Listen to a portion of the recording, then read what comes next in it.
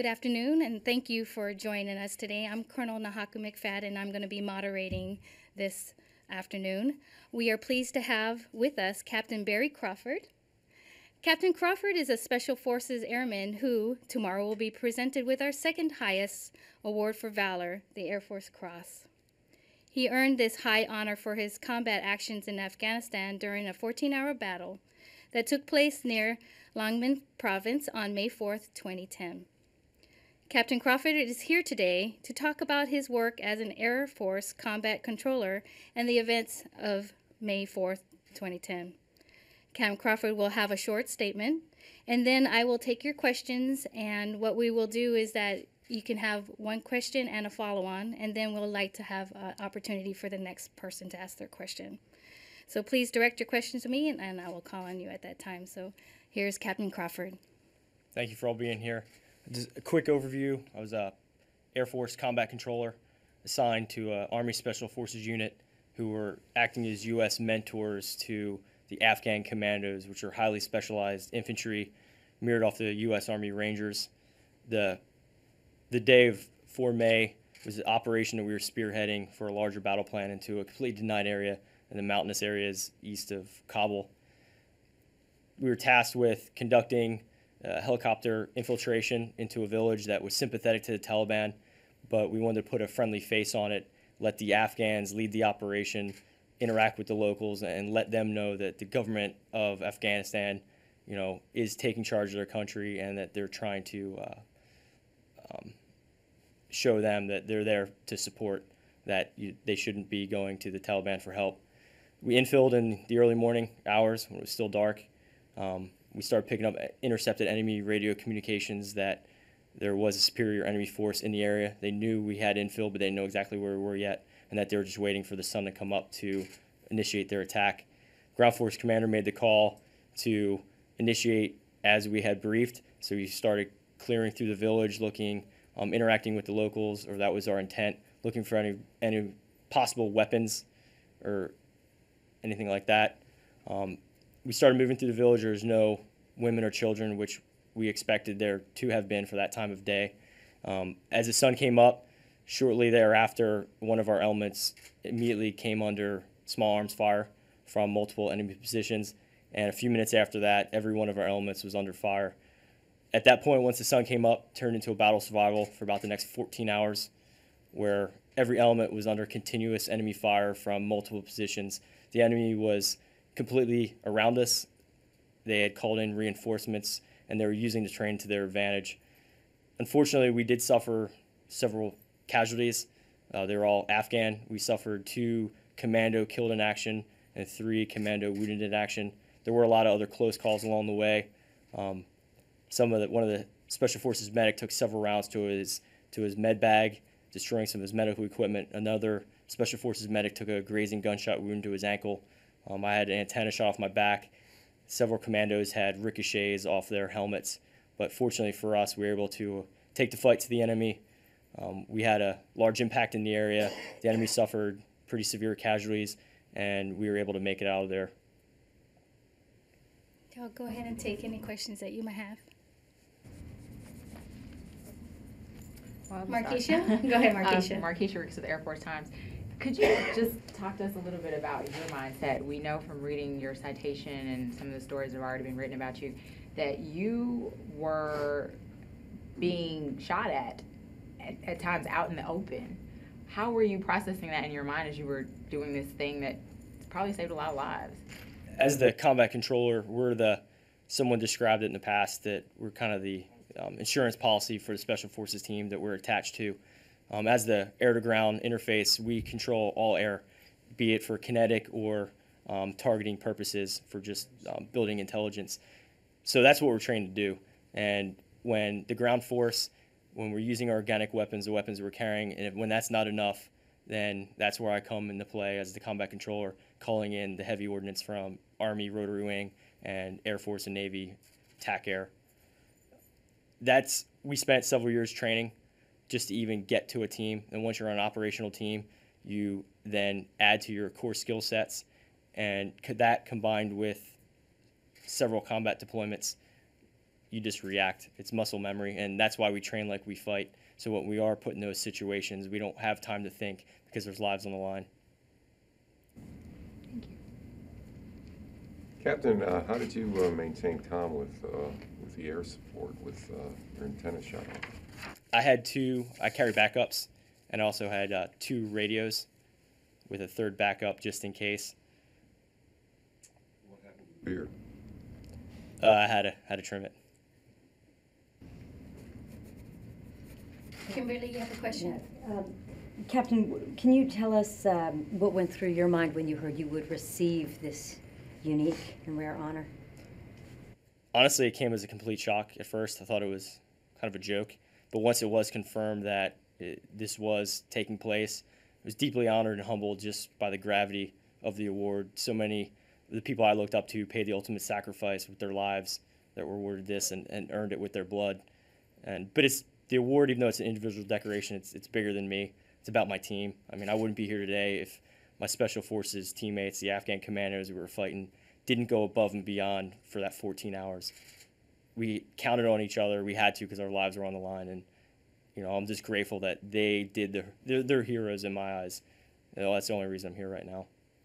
Can you also tell us a little bit about yourself? Are you married? Do you have children? Yeah, I'm married. I've been married closing on 9 years, and I have 2 small boys. One's 3 and one's 20 months, so they're keeping me busy. Grace, you have a question? Yes. You just mentioned the Afghan commandos that were being mentored in this operation. Could you talk a little bit about your interactions with them, who they are, and what sort of drove you out to risk your life and almost get shot, bringing in the helicopters to save them? That's who we were attached to. They're our teammates. Doesn't matter if they're American or if they're Afghani. Like they're our teammates. So there's never a question of, well, he's Afghani, I'm not going to risk my life for him. And that day, everyone did heroics didn't matter what their nationality was. The commandos are the elite of the Afghan National Army. That's who they pull from, and they go through an arduous training. And like I said, they mirror on the Army Rangers, so larger troops when we go into these operations. And when it came time that we had to get these guys out because their lives were on the line, neither myself, my Special Forces teammates, or even the attack air and the medevacs questioned and hesitated just because it was Afghans wounded or killed. They knew that, hey, there's friendlies on the ground, they're wounded, they're dying, we need to get them out. How good are they, these Afghans? They're really good. They're very professional. They're hardened fighters.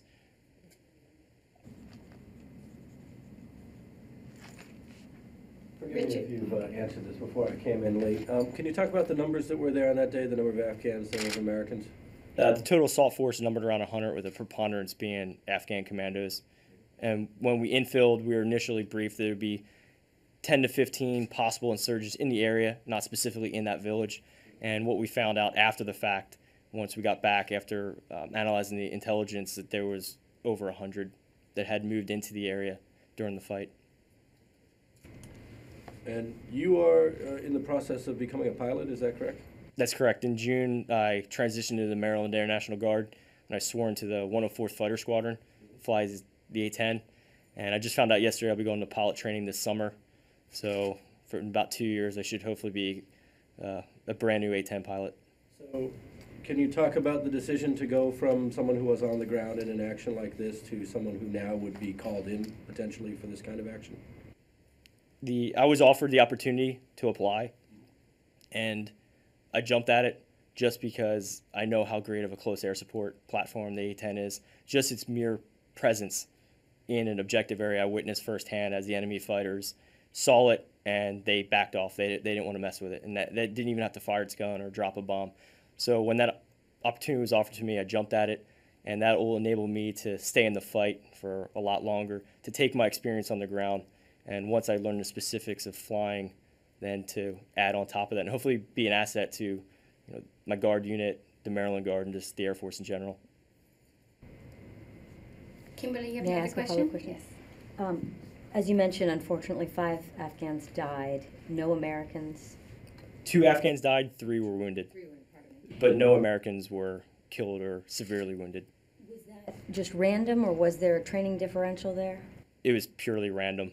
There were so many close calls, and when we got back, we all realized someone higher than us was looking over our shoulder that day, because just this situation, we can't really explain it. Because U.S., we were mixed in and out with the Afghan, so we dressed the same. You couldn't really tell the difference. Captain, can you talk about how you acquired your infantry skills, your ground skills? As a combat controller, we go through just under 3 years of arduous training. We have several core skills, one of which is air traffic control. So we're certified air traffic controllers, and we really specialize on austere landing zones. So we go back behind enemy lines. We can go to an area. We're also trained in survey and assessment, so we can go into an area, survey a patch of land, and actually control airplanes to conduct landing operations, infills, exfills, things of that nature, supply drops. We're also trained in special reconnaissance, joint terminal attack control, which is controlling the air power for possibly kinetic strikes, targeting, intelligence gathering, and special reconnaissance. Were A-10s involved in this particular incident? In this one, no. Aircraft that were involved were Army H-64 Apaches, Air Force F-16s, Air Force F-15Es, and Air Force, it was manned ISR platforms. You mentioned that you'd seen the effect of the A-10 on the enemy previously. What were those incidents, sir? I spent 6 months in Afghanistan bouncing around with the commandos to several different provinces, and during the countless, on several of the missions, I had A-10s in support. At one point, enemy trucks become involved. What was going on? They were pickup trucks. Yes, the enemy likes to use either the walk. They'll use mopeds or Hilux pickup trucks, sort of like a Toyota Tacoma they sell here in the States, and they had just entered the area quickly via their trucks, so we were able to target them because they had heavy weapons on board. Anyone else have another question? Chris, go ahead. How old are you? I'm 31 now. And do we have your hometown and how long you've been in the service? I grew up, born and raised in Drexel Hill, Pennsylvania, just outside Philadelphia. And what was the other question? I'm sorry. Service, years of How service. long you been in? Active duty just over 8 years, and then I've been serving at the 104 Fighter Squadron since mid-June. It's Drexel Hill, you said? Drexel Hill, Pennsylvania, correct.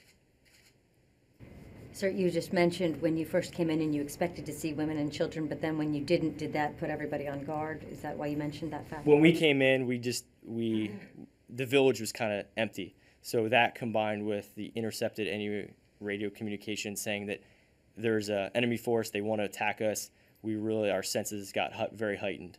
So we started planning accordingly. We went about our operation as we had planned, but in the back of our mind, we were preparing to, okay, where are they going to attack us from? How are we going to react? So kind of dual hat and everything as we were moving. Do you know now what the status of that village is? Has that come around? Unfortunately, I do not. We did learn after that intelligence had predicted that there would be a large impact, that it would be a friendly, that the enemy, they suffered so many casualties that they wouldn't expect any activity for several weeks or months after the operation.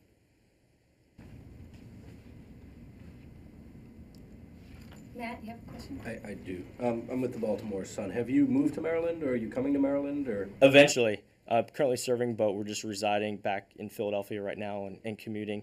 But once I become an A-10 pilot, then we'll be moving permanently to Maryland. And have you got a civilian job lined up for when you're off active duty? Not yet, no. Thanks. Any further questions? Okay, there was a request to have a quote read. And this is from Lieutenant Colonel Park Hughes, the commander of the 21st STS. I will have to get back with you on what that stands for. But multiple participants in the mission provided sworn statements that painted a consistent and compelling picture of Captain Crawford's technical expertise and exceptional courage under fire during the day-long battle with the enemy. They credited his decisive actions with enabling the U.S. ground force and their Afghan partners to survive and escape an extremely dire situation. And that is the quote from him, who happens to work with these fine gentlemen that are out there fighting every day on our behalf. We will also have another colonel that is available tomorrow afternoon after the ceremony concludes to have further opportunities for an interview if you would like, if you're available and around tomorrow after the ceremony.